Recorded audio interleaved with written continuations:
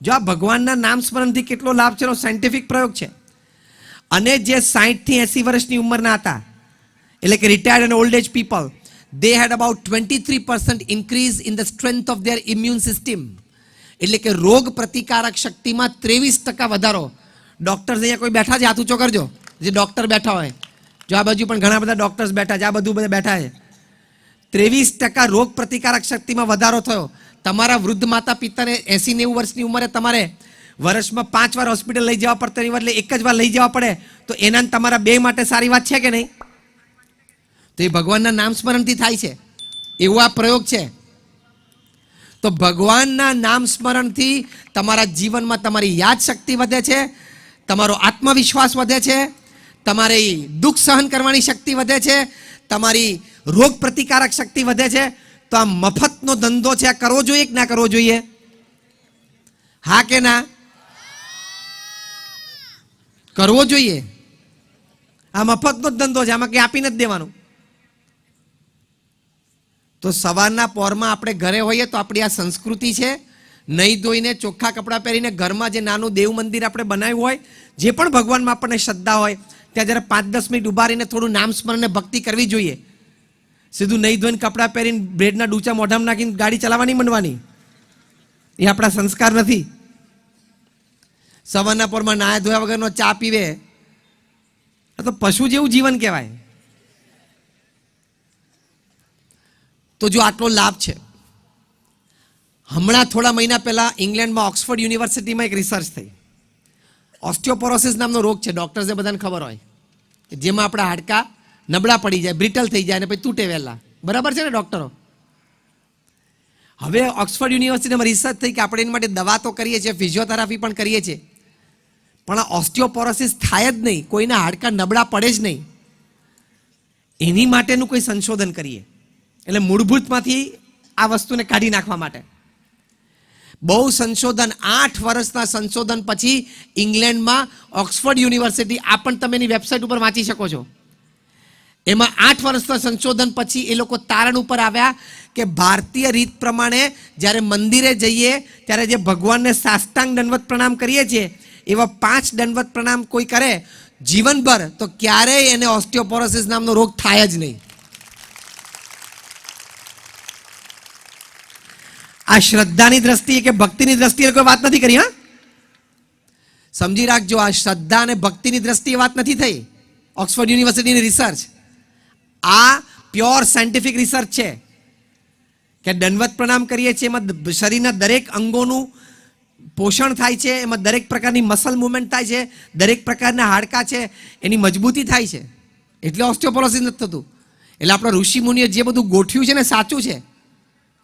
ભગવાન સ્વામિનારાયણે શિક્ષાપત્રીમાં લખ્યું છે, જે સમગ્ર શાસ્ત્રના 4 રૂપિયા શિક્ષાપત્રી છે, કે રોજ સાંજે સાયંકાળે મંદિરે જવું અને તાલી વગાડીને ઉચ્ચ સ્વરે ભગવાનનું કીર્તન ગાવું. આ એક સામાન્ય આપણને નાની શાસ્ત્રની આજ્ઞા છે. તમે આ એક આજ્ઞા 6 મહિના સુધી ફોલો કરો, તમને શારીરિક, માનસિક, આંતરિક જબરજસ્ત પોઝિટિવ એનર્જી આવશે, હું તમને ગેરંટી સાથે કહું. કારણ કે આ પણ સાયન્ટિફિક છે, વૈજ્ઞાનિક ઢબે સાચી છે.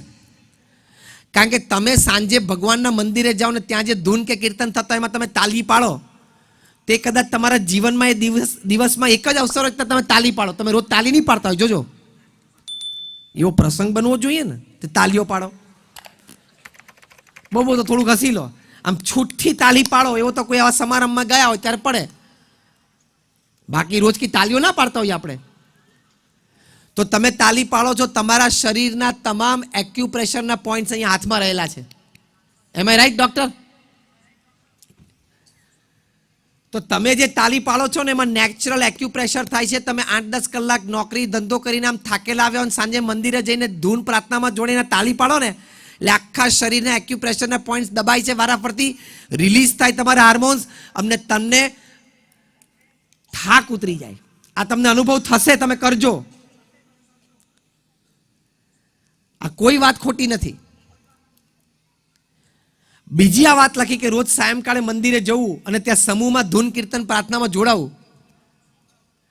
હમણાં ઓસ્ટ્રેલિયામાં એક યુનિવર્સિટીમાં રિસર્ચ થઈ, એ રિસર્ચમાં એ લોકોએ કહ્યું કે which is the biggest force that distresses you, કે આખા દિવસ તો તમારે થાક હોય, આખા દિવસના કામ ધંધોને અનેક પ્રકારના વ્યવહાર માણસો જોડે નાના મોટા પ્રસંગો બન્યા હોય, પોઝિટિવ નેગેટિવ, થાક હોય, તણાવ હોય, સ્ટ્રેસ હોય, ચિંતા હોય, એ બધું કયા ફોર્સથી એક સેકન્ડમાં નીકળી જાય? Which is the biggest force that can distress you in the evening? તો ઓસ્ટ્રેલિયામાં યુનિવર્સિટીમાં એ લોકો રિસર્ચ કરીને કહ્યું કે to meet, greet and be with the most like-minded people of your life is the biggest force that distresses you.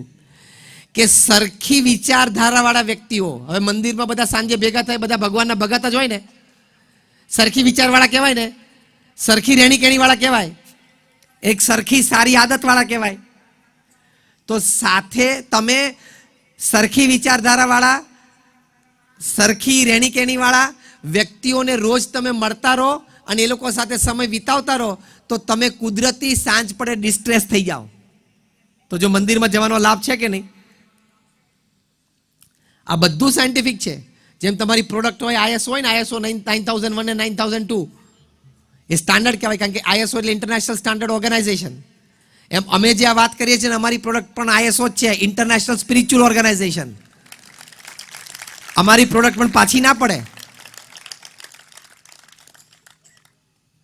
છેલ્લી એક વાત કહીને આપણે પૂરું કરીએ. પ્રમુખ સ્વામી મહારાજે એક બહુ જ સરસ વાત તમામ પરિવાર સુખી થાય એની માટે કરી છે, સમાજ સુખી થાય એની માટે કરી છે, દેશ અને પૂરું જગત બધા સુખી થાય એની માટે એક અક્ષીર ઉપાય પ્રમુખ સ્વામી મહારાજે આપ્યો છે, અને એ છે ઘર સભા.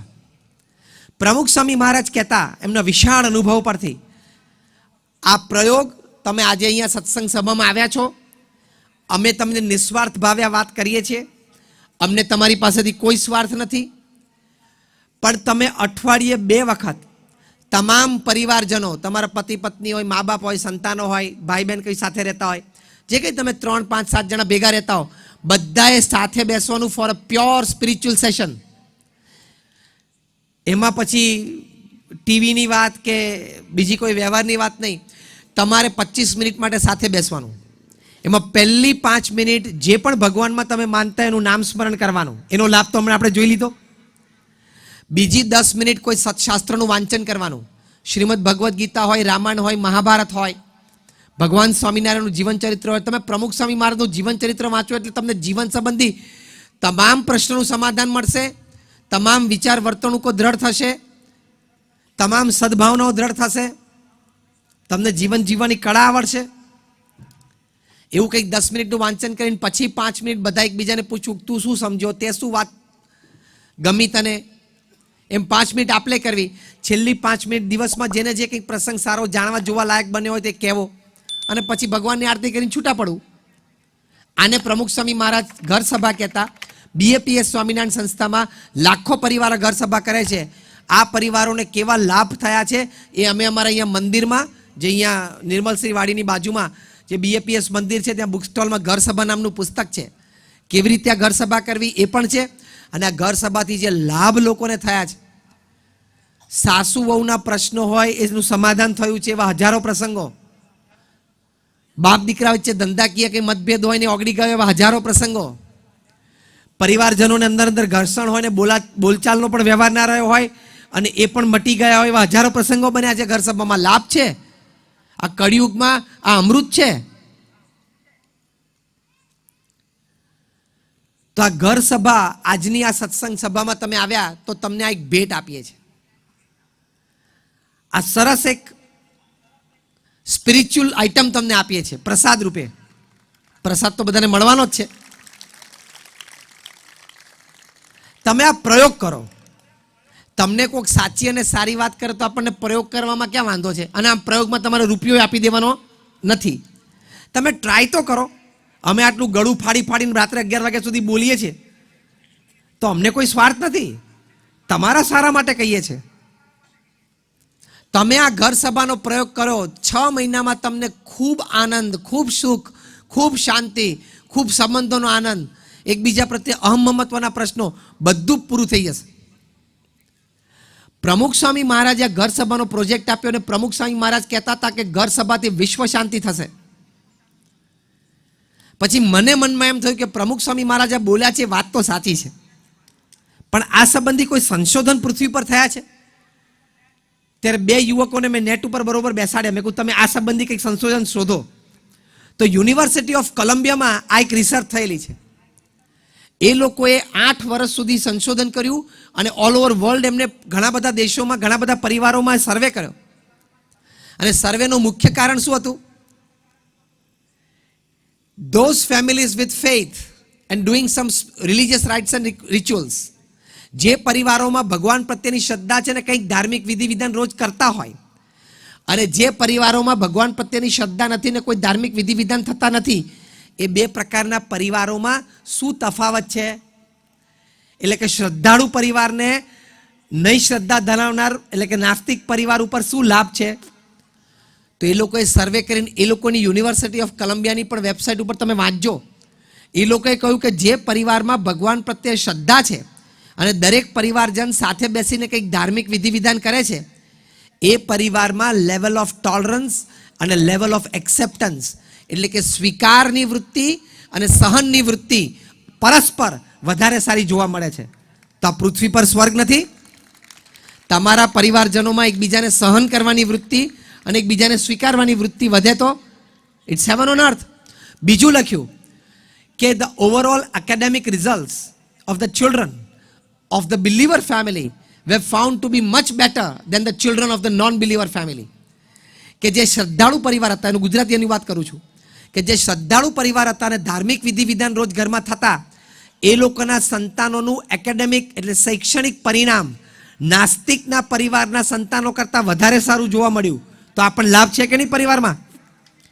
ત્રીજી વાત લખી છે કે the overall health of all the family members of the believer family was found to be much better than the overall health of the family members of the non-believer family. એટલે કે જે શ્રદ્ધાળુ પરિવાર હતા એના પરિવારજનોની તબિયત, એ લોકોની હેલ્થ, સ્વાસ્થ્ય એ ન માનનારા પરિવારના સભ્યો કરતાં વધારે સારી જોવા મળી. આવા 10 લાભ લખેલા છે. તમે કંઈક ધાર્મિક વિધિ વિધાનના ઘર સભા ઘરમાં કરો તો તમારા ઘરમાં સ્વીકાર અને સહન શક્તિ બે જો વધતા હોય, તમારા બાળકોનું શૈક્ષણિક પરિણામ વધતું હોય, તમારા બધાનું સ્વાસ્થ્ય વધારે સારું રહેતું હોય, તો આ કરવું જોઈએ કે ના કરવું જોઈએ? હા કે ના? હા કે ના? એટલે આવી રીતે આ સાચી અને સારી વાત છે. એટલે અમે પણ તમને આજે એક પ્રિસ્ક્રિપ્શન લખી આપ્યું છે. જેટલા ડૉક્ટર બેઠા છે ને કહું છું, પ્રિસ્ક્રિપ્શન લખી આપ્યું છે. જે બિલ્ડર બેઠા એને એક પ્લાન ઘડી આપ્યો છે અમે, એને કરેલો. હા, એને કરીને પ્લાન પ્લાસ કરીને આપીએ છીએ એક પ્રોજેક્ટ. હવે આ પ્રોજેક્ટ કરો તમે. તો તમે આ પ્રયોગ કરજો. આ 2 વાત જીવનમાં રાખજો. વિચાર અને વર્તન સંબંધી શુદ્ધિ રાખજો.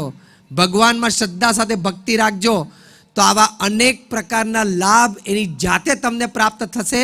તમે જીવનમાં સુખી સુખી સુખી થશો. તો if you know your limits, there is no limit to joy. If you don't know your limits, there is no limit to your problems. તો આજે ભગવાનને પ્રાર્થના કરીએ. ભગવાન સ્વામિનારાયણ, ભગવાન કૃષ્ણ, ભગવાન શ્રી રામ, પ્રમુખ સ્વામી મહારાજ અને મહંત સ્વામી મહારાજ જેવા મોટા સંતોના ચરણોમાં પ્રાર્થના કરીએ કે આ વિચારો આપણા જીવનમાં દ્રઢ થાય અને આપણે વધારે સુખી થઈ શકીએ. શ્રી સ્વામિનારાયણ ભગવાનની જય.